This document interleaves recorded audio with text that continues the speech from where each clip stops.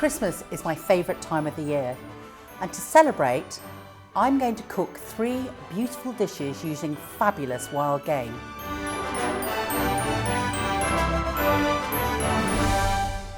So this dish is pot roasted partridge with perry, which is a pear cider, and we're going to use very simple ingredients to create a delicious meal. So first of all, I've got my 4 oven ready partridges. Now partridge is one of these things that you need 1 bird per person for a portion. The season starts on the 1st of September, and it's probably one of the first game birds that you're going to see around that is sort of in abundance. Don't wash your partridges as such. What you need to do is you need to take a piece of kitchen towel and you need to make sure the insides are clean, first and foremost. I'm going to pop a little tiny bit of thyme into each of them, again to flavour this. Now thyme is a woody herb, a lovely herb as well. Now plain flour in here. We're going to add to it some sea salt, and we're also going to add some pepper as well. So what we're doing here is we're lightly dusting these partridges with a bit of the seasoned flour. That helps to thicken the sauce and also just a little bit of a coating on the bird. You don't want very much. You want to tap that off like that. Then we're going to start sealing them, and I'm going to start breast down. They don't need a lot. You don't want to burn them. You just need to give them a lovely golden colour. The thing with partridges, it's a really easy wild game bird to actually start to eat if you haven't eaten much game. I'm going to actually put them breast side down so we keep the breast nice and moist. I'm just going to put a tiny bit of that perry into there. I just want to clean this pan out. I just want to make sure that all those juices from the bottom of the pan, all that flavour, isn't lost. So I'm going to take the remaining butter. We've got some chopped shallot here. Now shallot just gives a lovely flavour. We're going to do our garlic, chuck in the bay leaf too. So Christmassy bay, it just reminds me so much of Christmas. And we're going to reduce this down, this perry and shallot and bay mixture, and that will intensify the flavour. You can see that's sort of reduced down by half. And we're now going to put in around about 750 mils of stock. That's really, really good. You can really taste the shallot, the bay. I'm also going to put in now the lemon rind. We've also got some mustard going in here as well now. A good tablespoonful. I'm also going to put in some chopped parsley too. And as it reduces down, it'll become shinier and it'll just, as I say, the flavour is intensified. Then goes the cream, some double cream. Now we're not adding the pear straight away. We're going to actually pan fry the pear in a little tiny bit of sugar, and we're going to get a lovely caramelisation on that, and that will add the sweetness to contrast with the perry. So you're building all these flavours up in the dish. I'm going to add a little tiny bit of red currant jelly, a spoonful of red currant jelly, just to add a little tiny bit of sweetness in there. So here we go. We're going to pour this nicely over the top of the birds like that, and that is now going in the oven. Oven at 180, and they won't take very long. They'll probably take about 30 minutes to 40 minutes, and that's it. Right, now it's time to peel my pears. It's usually 1 pear, 1 partridge. That's the rule of thumb. Take the core out. You can leave them whole as well if you want. Up to you. I'm going to fry them off, and then we're going to sprinkle some sugar over the top just to caramelise them. And now we're just going to start to caramelise them, get some colour on them without burning them. So don't move, stay with it. So they're about ready. So I'm going to leave those to the side. And as I say, 10 minutes before the end of cooking, I'm going to add them to the partridge.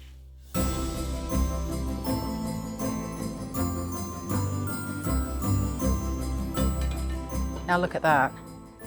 Absolutely delicious. You can smell all that, and again it's sort of still reducing a bit, but the breast is cooking. But this is about 10 minutes towards the end of the cooking. They've been in there for about 25 minutes. So I'm now going to tip in the pear, pop them back in for another 10 minutes. Time to see if we've got a really great Christmas Day partridge in a pear tree.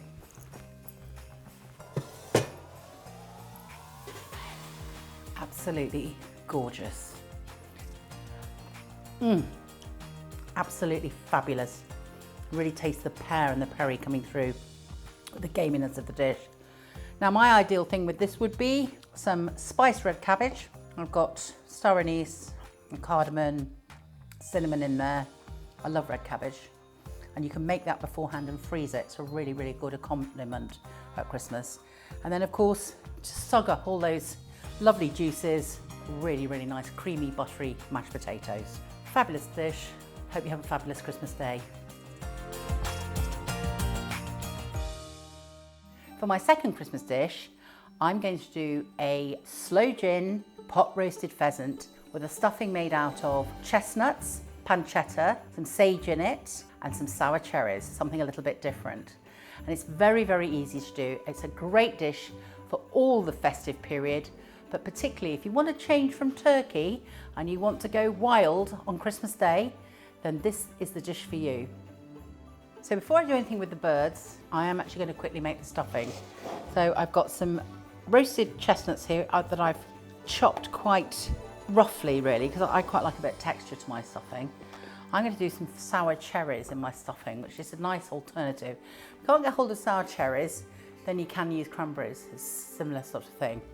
So I'm going to put in some of the sour cherries. I think that's enough there like that. And I've got some nice sausage meat, a little tiny bit of pepper.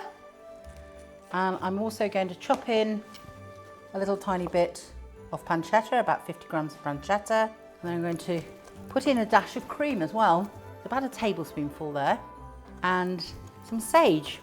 Really, that smell kind of gives me that kind of shivery, this is Christmas definitely coming on. So I've made my stuffing, which looks and smells of Christmas definitely. Sometimes it gets bad press pheasant and people sort of say, oh, it's pheasant, but done really, really well, it is completely delicious. They're a much more gamey version of, say, a chicken. So anything you can do with chicken, which we use way too much of and not enough pheasant, you can do with pheasant, and it's a much nicer dish anyway. I'm not going to wash them. That's not the thing to do with any bird at all. You just need to wipe it. So we're wiping it clean. So I'm going to put the stuffing in there and I'm going to cook the rest independently, because as we all know, there's only about 2 tablespoonfuls of stuffing in there. As we all know, everybody likes extra stuffing. Again, I'm going to seal these and add a little bit of bay to it, a bit more sage. With wild food, like wild game, you just need to look around you and see what's available at the same time. So that's all the things that go well with game are around. Nature's very clever. So all the things that go well, like wild mushrooms, juniper, pine, all goes well because it's the season. And now we're going to add sloe gin and the white wine to the pan. So first of all, white wine, and then copious quantities of sloe gin. We've brought that to the boil. We've got all the lovely bits off the bottom where we fried the pheasants, and we're going to put them into that casserole with all that lovely flavour. And we're going to cook those for about 45 minutes. We don't want to overcook them either, and again, it's all about resting, so they need to be rested for nearly as long as you cook them. So halfway through the cooking process of the pheasants, I like to add the bacon and the chestnuts. I've added a little bit of butter to the pan. I'm now going to fry the shallots. The great thing about game, it's a very adaptable meat and it's really good on flavours. It can take strong, bold flavours. There's some very talented game chefs out there. Some of them are on the website. So if you go to the Eat Game website, the eatgame.co.uk, you'll see a whole selection of different types of chefs who will give you a different perspective on the cooking of game. I'm now going to add in my pancetta, and of course Christmas is not complete without chestnuts. So in goes the chestnuts, and I just don't want to chop them too much. I've had a little bit of a knife over them, but I like to sort of leave them quite whole. I'm actually going to add a little bit more punch with sort of 3 berries that I've chopped of juniper. If you don't have juniper, that's not a problem. Just more excuse to add more sloe gin, really. So that's it. And that is going to go towards the end of the cooking time. So about sort of 15 minutes from the end, really. So I'm now going to add these to the pheasant dish. So let's take our pheasants out and just see where we are with them. Yeah, look at that. The smell is gorgeous. We'll give them another 10 or 15 minutes and it will be done. So now I'm going to look at the pheasants, which I think will be done. So there we go, fab. They look absolutely gorgeous and they smell really good too. I've only got a small reduction in here going on, and I'm just going to reduce that so we get a really great gravy going on. So I'm reducing this down. I'm actually going to add a little tiny bit more sloe gin to this, just to give it a little bit of a punch at the end. So that is completely delicious. All those wonderful Christmassy flavours. And you can see, look at that shine and that sauce. Here we go, guys. It is pot roasted pheasant with sloe gin and chestnuts and smoked pancetta. Divine.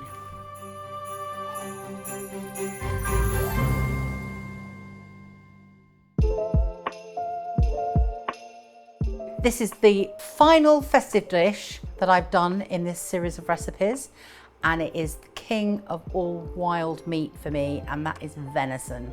And today we're going to be using fallow. People sort of say, what does it taste like? It's got a very sort of fine texture, and it has that slightly beef taste to it. It isn't taste of beef, but it's got more of the texture of beef than perhaps the others have. We have what we call fully VL'd it, so basically there's no silver skin on there at all.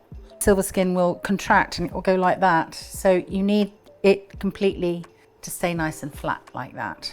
We're going to seal the venison first to stop blood going into the pastry. It's into a pan with a little bit of oil, hot. We're going to sear it nice and hot, as they say. We're going to put a little bit of thyme in with it just to give it a little bit of flavouring. We're going to seal that. But we are encouraging everyone, particularly this Christmas, to try something different for Christmas.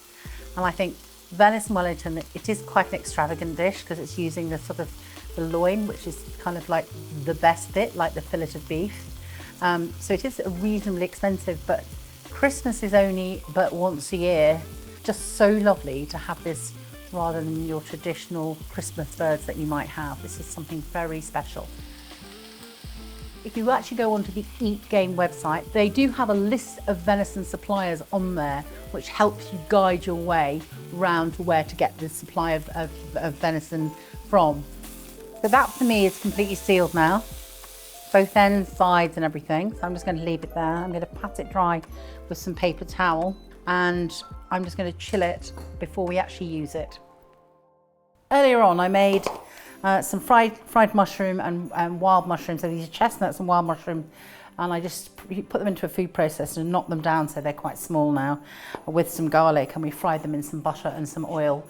It sort of dries out as you fry it. It's got to become like a paste, which I did, and we added some truffle oil as well to it. Now you can also add a little bit of fresh truffle if you've got it, or some truffle paste, but the cheaper option is the truffle oil, and it enhances the flavour of the mushrooms. It's just gorgeous. You either love truffle or you don't, and if you don't want to put the truffle oil in, that is not a problem. You don't have to do that at all. The next process, we're going to spread out some cling film, and then we are going to get our Parma ham, and we're going to start layering up. The Parma ham stops the moisture going into the pastry, and you're slightly overlapping the pieces of ham. When we've got the two overlapping rows with prosciutto, we then take the chilled mushroom mixture and we're going to spread it on the Parma ham. That's that. We're now going to the easiest way to do this. We're going to take a brush and we're going to brush the Dijon mustard onto the venison loin like that. So it's really easy to do it like this. So I'm going to take that now. I'm going to turn it over, put it onto there. I'm going to brush this side. You want a reasonable amount on it. A, it gives it taste, and B, it helps the mushrooms to adhere to the venison. We're now going to use the cling film to guide the Parma ham and the mushroom mixture around the venison. Okay, and then you peel that side off, make sure that it's nice and smooth. You can see how I'm doing that. And then we're just going to pull the other side up. Because you've got the mustard on there, it's all hopefully sticking together.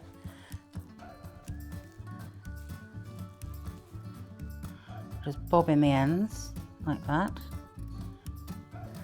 A nice shaped welly, looks really good. So with your cling film, you're now going to straighten the ends out like that, and you're going to roll it. Whatever happened before cling film, I don't know. And you're making sure that you're tucking that in and you're rolling it well in. Tuck it well in so it becomes tight. You get a nice shape then.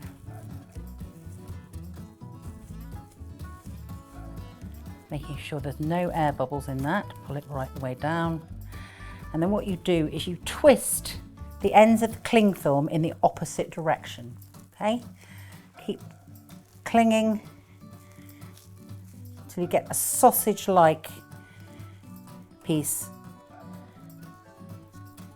What you can do is you can cling it further still, which I'll probably do to give it extra sort of strength.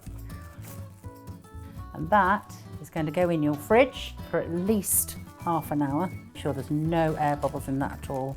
And you've got the perfect shape Wellington.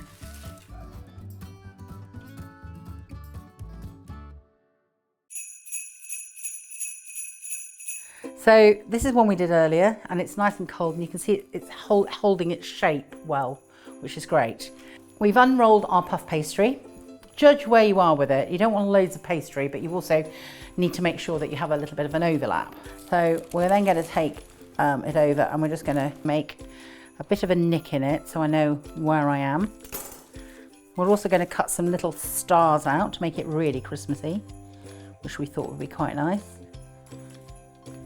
You can then see that that fits. So now we're going to unroll the welly. Another hack for this is that before you cook it, you need to bring it out the fridge so it comes up to a little bit of room temperature. Otherwise, you'll find that the venison doesn't cook enough, and we only want to cook the puff pastry, and then let it sit, and the venison will carry on cooking. But if you don't take it out of the fridge and you cook it straight from the fridge, the meat's too cold and it'll be too raw. So you just want to be aware of that. You can see it's staying together, and it's staying a nice shape as well. So we're going to pull this across. This is the bit that we have to be very careful about to make sure that we don't get any air bubbles in it. So it's a matter of stroking it up like that. And we just use egg yolk on this. It's more sticky. Now don't put masses on, because what will happen, it'll be too sticky. And then we're going to pull the other side up. So don't stretch the pastry, just pull it up and make sure that you haven't got any air bubbles in it.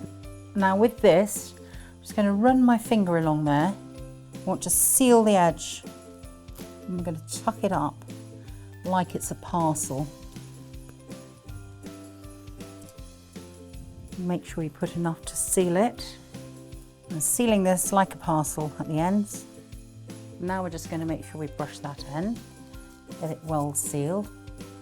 Lots of nice egg on it. Put that onto here.